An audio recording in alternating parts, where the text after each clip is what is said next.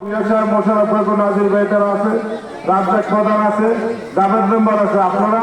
সকলে একটা তারিখ পেলা সরকারি ভাবে যা পারি আমরা চেষ্টা করবো বাকিটা জনগণের নিয়ে যে গেটটা আছে গেটটা যদি দিয়ে দিলে এইখানে আমাদের যে ঈদগাহ মাঠটা আছে আমাদের এই ঈদগাহ মাঠটা নষ্ট হয় না এবং আমাদের আশেপাশে যে গ্রিল গুলো আছে আস্তে আস্তে পর্যায়ক্রমে সকলের সহযোগিতা ক্রমে আমরা করতে পারবো। আপনারা যদি আমাদেরকে সহযোগিতা করেন আর যে কথাটা বলতেছি এখন মনে করেন যে আপনারা পূর্বে যেভাবে সহযোগিতা করছেন যদি আমাদের এমন না ধরুন আপনারা দৌড় না আপনারা যারা আছেন একটু একটু সহযোগিতা করবেন কারণ এটা সরকার গঠন করছে আমরা ইনশাল্লাহ আপনাদের ধীরে ধীরে সকলে মিলে উন্নয়নের একটা পর্যায়ে দেখাইতে পারবো।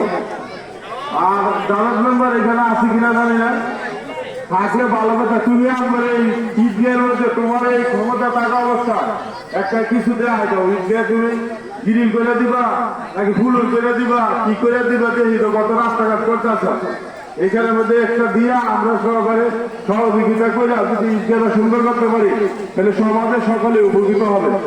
তা আমি আর বেশি কথা বলাবো না, যারা আছেন যদি বলতে পারেন বলেন। উন্নয়নের দিকে তো আপনারা নিশ্চিন্তা থাকেন, আপনারা সমাজবাসী যদি আমাদের পাশে থাকেন ইনশাল্লাহ পর্যায়ক্রমে আলোকিত হয়ে যাবে। সকলের প্রতি দোয়া রেখে আমি আর কথা বলাইলাম না, সকলে ভালো থাকেন। আসসালামু আলাইকুম।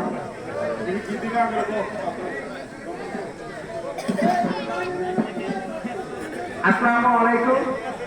আমার 10 বছর মেম্বারে আজকে আড়াইশে মার্চ 10 বছর পূর্ণ হয়েছে। আমি ফার্স্ট টাইম ঈদগাহে কথা বলতে আসলাম, এর আগে কখনো কথা বলিনি। তো আমার কথা হচ্ছে কালবাটের জন্য 3 লক্ষ টাকা একটা বরাদ্দ আছেন আমার কান্ডার, কিন্তু এটা কালবাটের পরে যখন এস্টিমেট হইলো দেখা গেছে 1.5 মতো দিচ্ছে, কিন্তু এর যে ভালো আমাদের করা আছে আগে।